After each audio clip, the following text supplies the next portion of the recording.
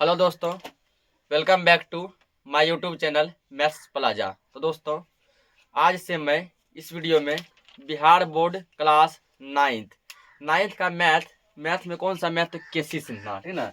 Ninth का केसी Sinha math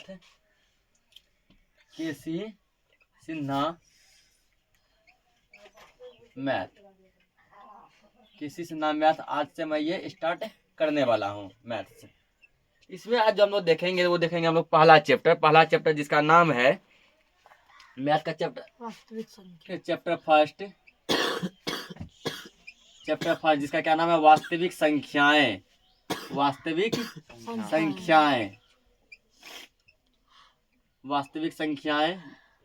और इसको इंग्लिश में हम लोग क्या बोलते हैं, वास्तविक यानी हुआ रियल, ठीक ना। वास्तविक यानी कि रियल संख्याएं, मतलब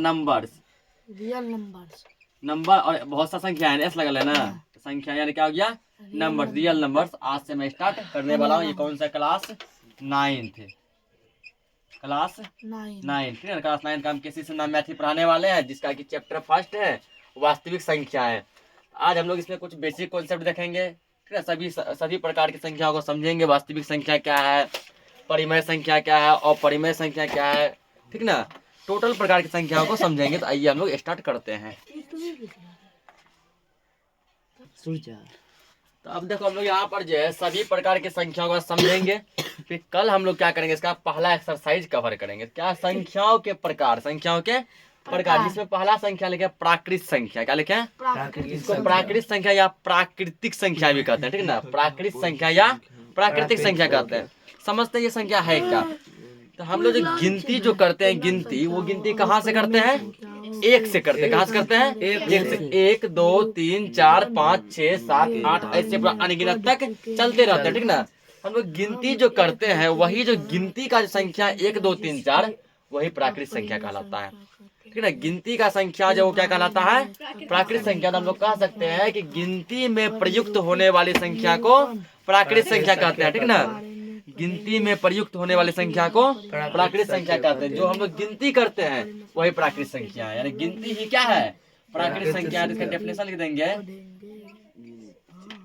गिनती में, लिखिए इसको, गिनती में प्रयुक्त होने वाली, गिनती में प्रयुक्त होने वाली संख्या को, गिनती में प्रयुक्त होने वाली संख्या को प्राकृत संख्या कहते हैं।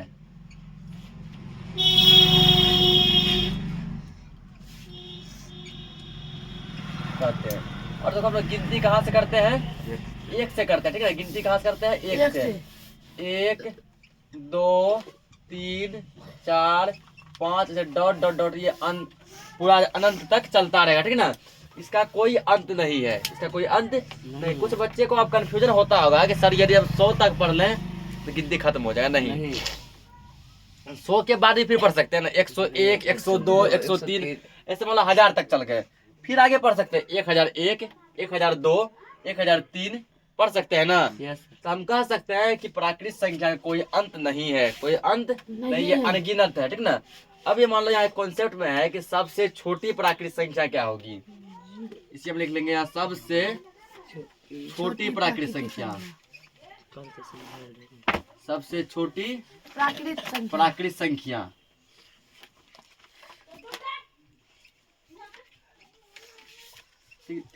सबसे छोटी, तो गिनती कहाँ से स्टार्ट की है, सबसे पहला। देखो, छोटी मतलब सबसे पहला संख्या क्या है, 1, ठीक ना। गिनती कहाँ से स्टार्ट किया हम लोग, 1 से किए हैं। यानी प्राकृत संख्या में जो सबसे पहला संख्या है वो क्या है, 1 है। तो सबसे छोटी प्राकृत संख्या क्या हो गया, 1 हो गया। सबसे छोटी प्राकृत संख्या क्या हो गया, 1 हो गया, ठीक। यदि इसी में पूछ दे कि सबसे बड़ी प्राकृत संख्या क्या है, तो वो है अनंत, यानी अनगिनत। उसका कोई अंत ही नहीं है, गिनती का कोई अंत नहीं है। तुम जहां तक गिन सको, ठीक ना, जितना तुम गिनने में सक्षम हो वहां तक गिनो। गिनती का कोई अंत नहीं है, इसलिए सबसे बड़ा संख्या नहीं होगा, ठीक। वो अनंत होगा, अनगिनत होगा।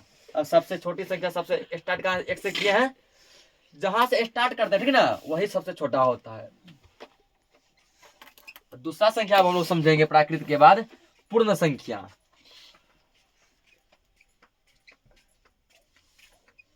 दूसरा संख्या क्या दिया है? पूर्ण संख्या। पूर्ण संख्या इसको कहते हैं होल नंबर इंग्लिश में, और प्राकृत संख्या को इंग्लिश में कहते हैं नेचुरल नंबर, ठीक ना। इसको होल नंबर, इसको नेचुरल नंबर।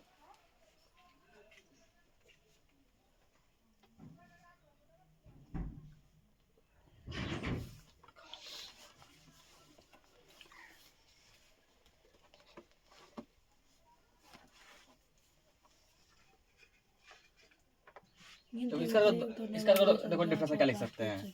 तो सभी प्राकृत संख्या के, सभी प्राकृत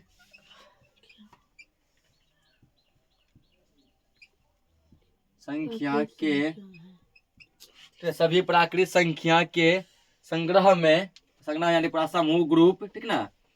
सभी प्राकृत संख्या के संग्रह में शून्य को शामिल कर देने से, शून्य को शामिल, सभी प्राकृत संख्या के संग्रह में शून्य को शामिल कर देने से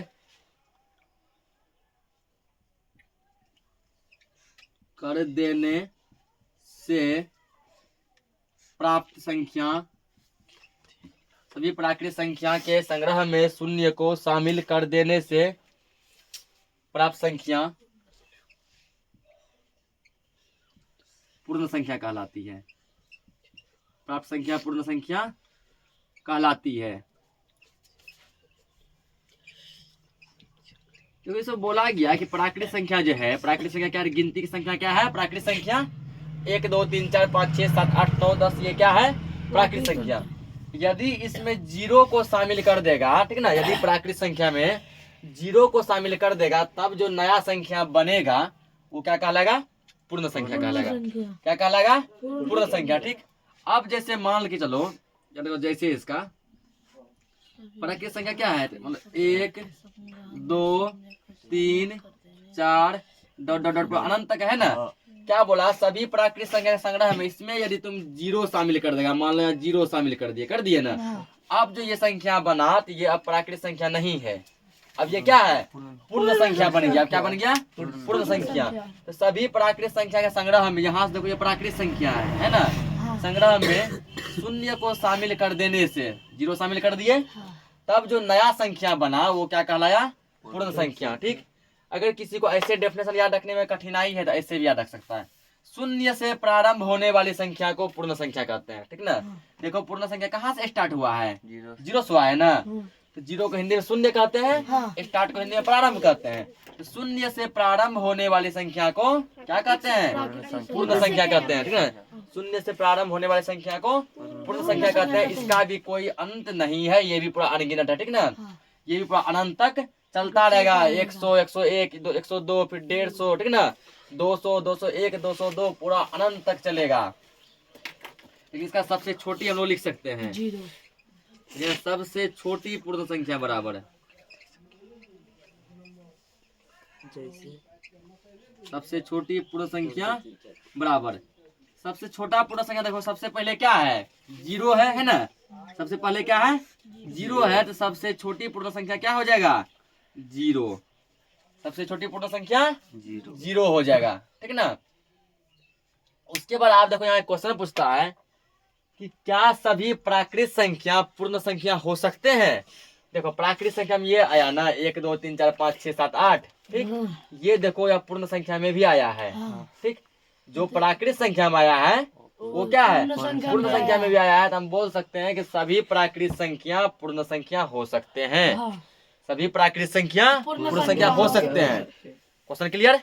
अगला मान लो क्वेश्चन कोई पूछेगा, क्या सभी पूर्ण संख्या प्राकृत संख्या हो सकते हैं? क्या देगा क्वेश्चन? क्या सभी पूर्ण संख्या प्राकृत संख्या हो सकते हैं? देखो पूर्ण संख्या में जीरो है, क्या जीरो प्राकृत संख्या में है? नहीं है। हम बोलेंगे नहीं, सभी पूर्ण संख्या प्राकृत संख्या नहीं हो सकते हैं। यहाँ से क्या कॉन्सेप्ट निकला? सभी प्राकृत संख्या पूर्ण संख्या हो सकते हैं, लेकिन सभी पूर्ण संख्या प्राकृत संख्या नहीं हो सकते, ठीक। इन दोनों को नोट करो। अगला देखते हैं, ऐसा समझ में रहे? अगला संख्या क्या दिया? पूर्णांक। क्या दिया है? पूर्णांक को कहते हैं हम लोग इंग्लिश में इंटीजर, ठीक, इंटीजर। तो देखो यहाँ पहले क्या किए, तो पहले प्राकृत संख्या में, प्राकृत संख्या क्या था, गिनती का संख्या 1 2 3 4 5 6 7 8। प्राकृत संख्या में जब जीरो जोड़ दिए तो नया संख्या क्या बन गया, पूर्ण संख्या बन गया ना। और जब अब प्राकृत संख्या में जीरो और निगेटिव यानी ऋणात्मक यानी माइनस वाला पार्ट, ठीक ना, जब ऋणात्मक संख्या माइनस वाला पार्ट जोड़ देंगे तब जो संख्या बनेगा वो क्या बनेगा, पूर्णांक बनेगा। क्या बनेगा, पूर्णांक बनेगा। इसका डेफिनेशन लिखेंगे, प्राकृत संख्याओं के संग्रह में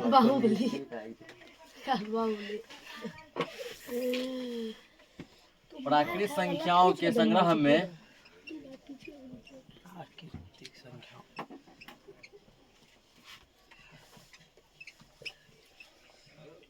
में ठीक ना, तो उसमें जीरो शामिल किए थे, इसमें जीरो और निगेटिव दोनों शामिल करेंगे। प्राकृत संख्याओं के संग्रह में शून्य तथा ऋणात्मक, प्राकृत संख्याओं के संग्रह में शून्य तथा ऋणात्मक संख्याओं को, प्राकृत संख्याओं के संग्रह में शून्य तथा ऋणात्मक संख्याओं को शामिल करने पर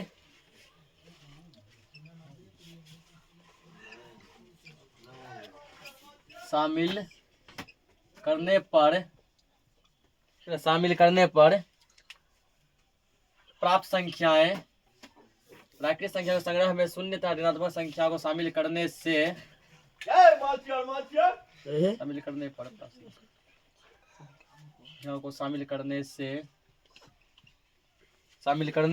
प्राप्त संख्याएं, यदि प्राप्त यानी जो संख्या बनेगा, ठीक ना, प्राप्त संख्याएं पूर्णांक कहलाती है। पूर्णांक यानी कि इंटीजर कहलाती है।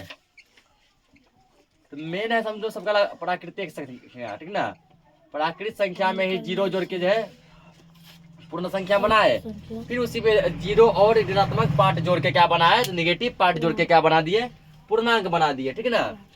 तो इसका जैसे देखो,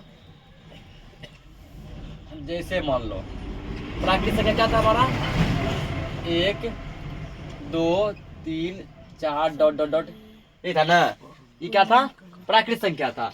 अब क्या बोला गया कि प्राकृत संख्या में क्या जोड़ दो, जीरो जोड़ दो, शून्य जोड़ दिए, और क्या जोड़ दो, ऋणात्मक संख्या जोड़ दो। ऋणात्मक संख्या करने का मतलब है नेगेटिव पार्ट जोड़ दो, ठीक ना। तो मान के जैसे जोड़ दिया -1 -2 -3, ठीक ना, ये भी डॉट डॉट डॉट तक चलता रहेगा, ठीक, इधर ये भी डॉट डॉट डॉट तक चलता रहेगा। जब प्राकृत संख्या में, ये देखो प्राकृत संख्या था, उसमें जब जीरो और निगेटिव पार्ट मतलब ऋणात्मक संख्या जोड़ दिए, तब जो नया संख्या बना वही संख्या क्या कहलाया, पूर्णांक कहलाया। इसमें पूछेगा देखो कि सबसे छोटी पूर्णांक क्या है, तो उसका कोई अंत नहीं है, कोई अंत देखो, -3 है, -4 -5 -6 -7 -8 कहाँ तक जाएगा ये कहना बहुत ही मुश्किल है। प्लस में 4 5 6 7 8 9 10 ये कहाँ तक जाएगा ये भी कहना मुश्किल है। इसलिए जो ना इसका सबसे छोटी पूर्णांक संख्या भी नहीं होगा, सबसे बड़ी पूर्णांक संख्या भी नहीं होगा, ठीक ना। सबसे छोटी भी अनंत और सबसे बड़ी भी अनंत, ठीक। अगला जो कॉन्सेप्ट हम लोग लिखेंगे वो लिखेंगे परिमेय संख्या। परिमेय संख्या जिसका कि इस चैप्टर में बहुत ज्यादा यूज पढ़ने वाला, ठीक ना। इस चैप्टर में पूरा परिमेय और एक संख्या का अपरिमेय, उसी का पूरा चर्चा है। परिमेय संख्या, इसको इंग्लिश में बोलते हैं हम लोग रेशनल नंबर। क्या बोलते हैं, रेशनल नंबर। इस सबका नोट हो गया है, लिखो आप परिमेय संख्या समझते हैं।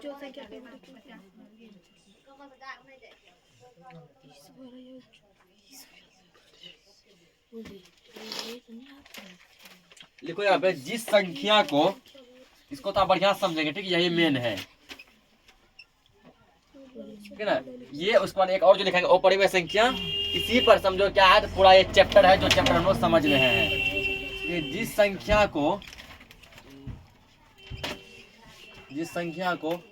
P बटे Q के, जिस संख्या को P बटे Q के रूप में लिखा जाता है, P बटे Q के रूप में लिखा जाता है, ठीक। जिस संख्या को P बटे Q के रूप में लिखा जाता है जहां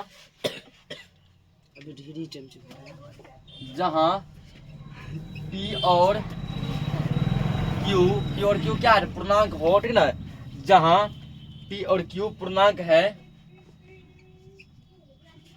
जहां P और Q क्या है, पूर्णांक है। ये देखो यही पूर्णांक जो ऊपर बताया अभी, इससे पहले पूर्णांक बताया, ठीक ना। जहां P और Q क्या है, पूर्णांक है, ठीक। तथा पूर्णांक करने का मतलब हुआ कि P का मान नेगेटिव भी हो सकता है और पॉजिटिव भी, तथा Q इक्वल नॉट जीरो। इसको क्या पढ़ेंगे, देखो बराबर को इंग्लिश में क्या बोलते हैं, इक्वल। बराबर इंग्लिश में Q इक्वल जीरो, जो काट देगा इसको पढ़ेगा इक्वल नोट, इक्वल नोट, यानी Q का मान जीरो नहीं होना चाहिए। पहले लिख लो फिर समझाते हैं।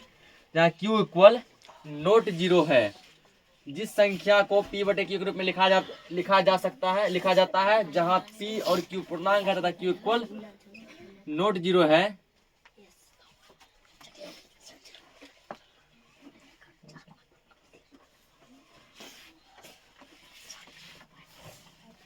जिस संख्या को P बटे Q के रूप में लिखा जाता है जहाँ P और Q पूर्णांक है तथा Q इक्वल नोट जीरो हो, उसे परिमेय संख्या कहते हैं।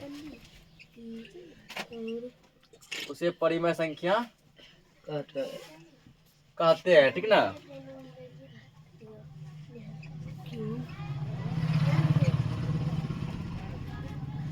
उसे परिमेय संख्या कहते हैं, ठीक ना। तो जो चीज को समझाने समझने पर अधिक फोकस करेगा, ठीक। क्योंकि तुम लोग को सभी का कॉन्सेप्ट पता है कि हम लोग रट के किसी भी चीज को ज्यादा दिन तक याद नहीं रख सकते, ठीक है। रट के किसी भी चीज को ज्यादा दिन तक याद नहीं रख सकते हैं। और मेरा ट्रिक सबको पता है कि रटा तो हटा, रटा तो हटा, समझा तो सटा, ठीक है। समझा तो सटा। रटेगा दिमाग से क्या होगा, हट जाएगा, और समझेगा दिमाग में सट जाएगा। इसलिए क्या करेंगे हम लोग, समझेंगे। तुम क्या बोल रटेंगे, समझेंगे, ठीक ना। तो जिस संख्या को P बटे Q के रूप में लिखा जाता है जहाँ P और Q क्या है, पूर्णांक है, और Q का मान जीरो नहीं होना चाहिए, तो Q इक्वल नोट जीरो हो, उसे परिमेय संख्या कहते हैं। जैसे देखो आप परिमेय संख्या किस टाइप की संख्या को बोलेंगे, ठीक। फॉर एग्जाम्पल जैसे मान के चलो हम लोग लेते हैं जैसे में, ठीक ना, 3/7, ठीक। जिसे कहते 3/7, क्या 3/7 परिमेय संख्या है। तो क्या बोला है कि जिस संख्या को P बटे Q के रूप में लिख सकते हैं, देखो 3/7 बराबर P बटे Q के रूप में लिख पाए। और बोला गया है कि P और Q पूर्णांक छोड़ दो, Q का मान जीरो नहीं होना चाहिए। देखो Q का मान कितने है, 7 है। P के मान के बारे में कुछ नहीं बोला, ठीक ना। Q का मान बस बोला है। P का मान कुछ होगा, जीरो हो, माइनस में हो, प्लस में हो, उससे कोई मतलब नहीं है। लेकिन Q का मान बस जीरो नहीं होना चाहिए, ठीक ना। यहाँ Q का मान जीरो नहीं है, तो ये क्या है, परिमेय संख्या है। 3/7 क्या परिमेय संख्या है। अब जैसे बोलो 2/5, क्या 2/5 परिमेय संख्या है। देखो ये पहला तो P बटे Q के रूप का है, P का मान 2 और Q का मान 5, और बीच बटे है, तो P बटे Q के रूप का है। दूसरा कॉन्सेप्ट बोला कि Q इक्वल नोट जीरो। यहाँ देखो Q नीचे है ना, यहाँ नीचे क्या है, 5, तो Q का मान कितने है, 5 है। क्या Q का मान जीरो है, नहीं ना, ये भी परिमेय संख्या है। अब जैसे पूछेगा कि जीरो परिमेय संख्या है, तो जीरो परिमेय संख्या है। देखो कैसे, क्या पूछ रहे, जीरो परिमेय संख्या है, तो बिल्कुल है। जब हम लोग भिन्न का जोड़ बनाते हैं, जैसे मान लो 3 + 4/5, इसको बनाना है, क्या करते हैं, इसके नीचे एक देते हैं ना, फिर 1 और 5 का एलसीएम 5 लेते हैं। तो हमको ये पता चला कि जिस संख्या के नीचे कुछ भी नहीं होता उसके नीचे हम क्या दे सकते हैं, 1 दे सकते हैं, ठीक। अब यहाँ देखो जीरो है, इसके नीचे कुछ नहीं है, 1 लिख सकते हैं। अब देखो ये हो गया P, देखिए क्या हो गया Q, P बटे Q ग्रुप का है ना, बिल्कुल है। और क्या बोला कि Q का मान जीरो नहीं होना चाहिए। Q का मान जीरो कहाँ है, Q तो नीचे, Q का मान तो 1 है। P के लिए कुछ नहीं बोला गया है, P का मान जीरो रखो, प्लस में रखो, माइनस में रखो, उससे कोई मतलब नहीं है। बस बस जो है ना, Q का मान जीरो मत रखना। तो Q का मान कितने दिया है, 1 दिया है। ये भी कह रहा है कि Q का मान तुम 1 2 रखो ना, तो क्या दिक्कत है, जीरो खाली नहीं रखना। तो ये 0 भी एक परिमेय संख्या है। शून्य एक परिमेय संख्या है। अब जैसे मान के चलो तुमको ये दे देगा, ठीक ना, 5/0 परिमेय संख्या है। नहीं। देखो यहाँ नहीं है, ये कैसे नहीं है? ये बोला कि P/Q के रूप का होना चाहिए। देखो तो हाँ जी, ये P/Q के रूप का तो है, ये बात सही है कि ये 5/0 P/Q के रूप का है। 5/0 P/Q के रूप का है। कॉन्सेप्ट पहला तो ये फॉलो कर गया, सेटिस्फाई कर गया, ठीक। दूसरा कॉन्सेप्ट कहता है Q = नॉट 0, Q का मान 0 नहीं होना चाहिए, जब क्या Q का मान तो 0 है।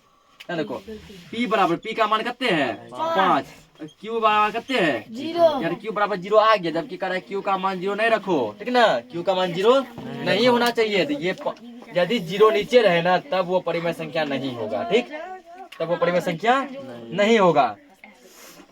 जैसे 4/12, ठीक ना, 3/17, 5/8, ये सभी क्या है? ये सभी जो परिमेय संख्या, ठीक। तो समझ गया है, इसको नोट करो। अगला मतलब की संख्या देखते हैं। इसमें देखो एक कॉन्सेप्ट लिखो, ठीक ना। यहाँ पे एक एरो मारेंगे, जैसे मतलब कॉपी में ये पैराग्राफ है ना, एरो मारेंगे आधा पैराग्राफ के अंदर, आधा पैराग्राफ के बाहर, ठीक। एरो मतलब कि मेन पॉइंट दिखाने वाले हैं। एरो मार के लिखेंगे हम लोग। एरो मार के लिखना है 2 परिमेय संख्याओं के बीच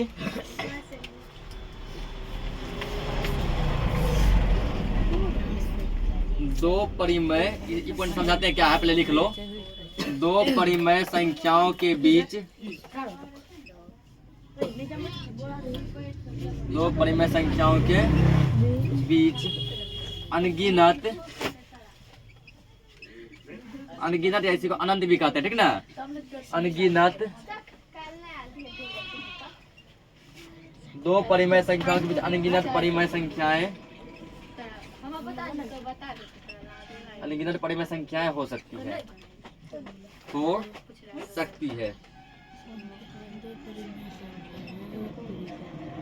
अब जैसे बोलो 2 परिमेय संख्या ले लिए, एगो ले लिए 3, एगो ले लिए 4। अब बताओ 3 परिमेय संख्या है कि नहीं है? है। कैसे है? तो 3 के नीचे नहीं कुछ है तो हम 3/1 लिख सकते हैं, और 4 के नीचे कुछ नहीं है तो 4/1 लिख सकते हैं। अब देखो P/Q के रूप का आ गया ना। Q का मान 0 नहीं है, Q का मान कितने है 1 है। तो जैसे 2 परिमेय संख्या कोई भी ले लो, मान लो कि ले लिए परिमेय संख्या हम 5 और 6। 5 और 6 के बीच पूछेगा कि 5 और 6 के बीच कितनी परिमेय संख्या लिख सकते हैं? अनगिनत, जिसका कोई गिनती नहीं है, अनंत परिमेय संख्या लिख सकते हैं, ठीक ना। या फिर जैसे मान के चलो तो यही दो दे दिया, 3/7 और 2/5 के बीच कितनी परिमेय संख्या लिख सकते हैं? तो अनगिनत लिख सकते हैं, कोई अंत नहीं है। देखा 0 और 1 के बीच कितना लिख सकते हैं? अनंत, कोई अंत नहीं है। 2 परिमेय संख्याओं के बीच अनगिनत परिमेय संख्याएं लिख सकते हैं। इसको नोट करो। अगला कॉन्सेप्ट देखते हैं। अगला देखो क्या दिया है? अपरिमेय संख्या। क्या दिया है? अपरिमेय संख्या। ये भी क्या है? इम्पोर्टेंट है। परिमेय के बाद दूसरा इम्पोर्टेंट क्या है? अपरिमेय, ठीक। तो उसमें क्या लिखेंगे? जिसको P/Q के रूप में लिख सकते हैं, इसमें लिखेंगे जिस संख्या को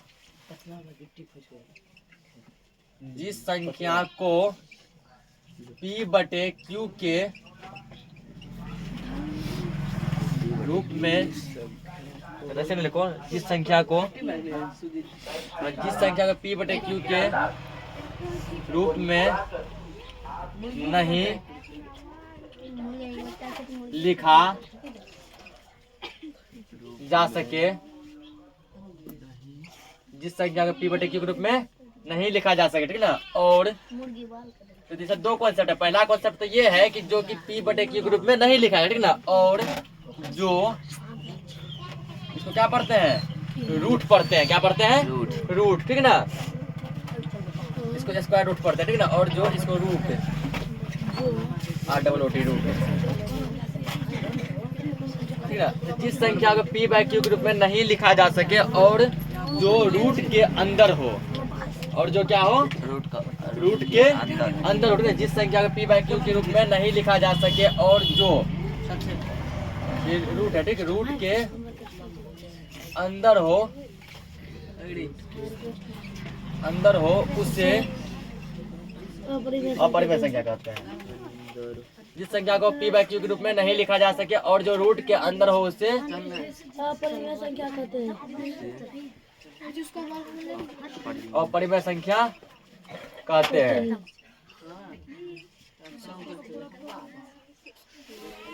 इसमें मिस्टेक है कुछ।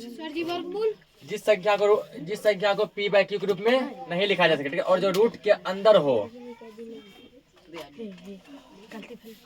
तो इतना मत लिखा, ठीक ना, और जो रूट के अंदर हो, तो जिस संख्या को p बाई q के रूप में नहीं लिखा जा सके और जो रूट के अंदर हो तथा अंदर हो तब न देते सब्जी तथा रूट के अंदर हो, और जो रूट के अंदर हो तथा जिसका पूरा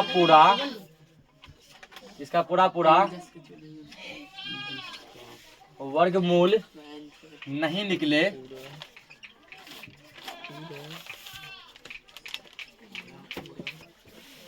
तो जिस संख्या को p बाई q के रूप में लिखा जा सके और जो रूट के अंदर हो तथा जिसका पूरा वर्गमूल नहीं निकले, अब ये पूरा सेंटेंस हो, ठीक ना, उसे अपरिमेय संख्या कहते हैं। उसे अपरिमेय संख्या कहते हैं।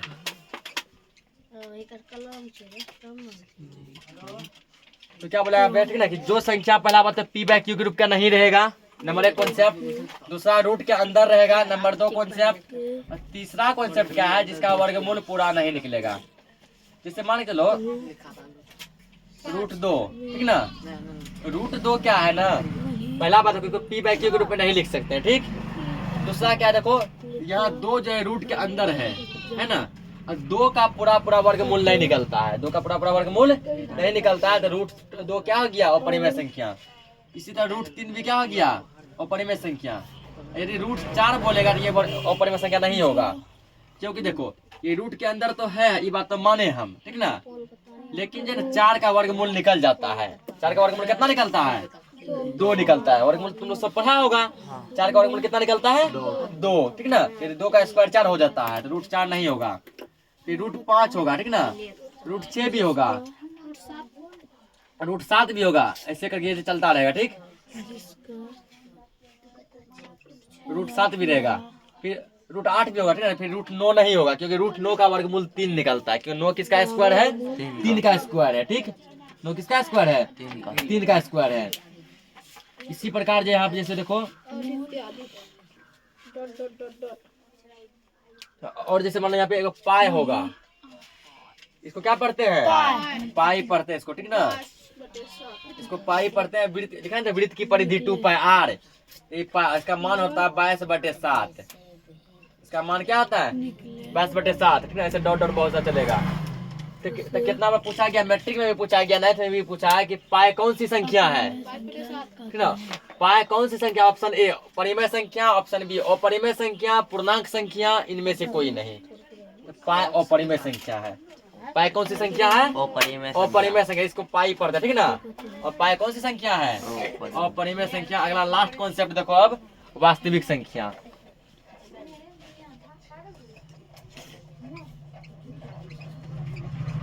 वास्तविक संख्या जो कि इस चैप्टर का नाम है, ठीक, वास्तविक संख्या, और इसको इंग्लिश में कहते हैं रियल नंबर।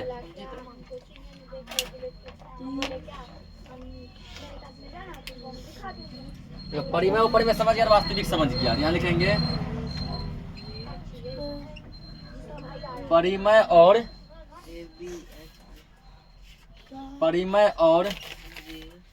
अपरिमेय, परिमेय और अपरिमेय संख्याओं को,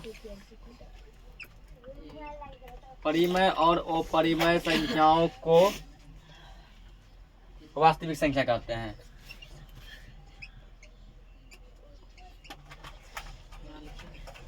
परिमेय और अपरिमेय संख्याओं को वास्तविक संख्या कहते हैं, यानी परिमेय और अपरिमेय संख्या मिलाकर जो नया संख्या बनता है वो क्या कहलाता है, वास्तविक संख्या कहलाता है, ठीक। तो आज के लिए इस लेक्चर को इतना ही रखते हैं, मिलते हैं हम लोग नेक्स्ट क्लास में। नेक्स्ट क्लास में हम लोग क्या करेंगे, अब चैप्टर यानी कि एक्सरसाइज 1.1 स्टार्ट करेंगे, ठीक। तब तक के लिए जय हिंद।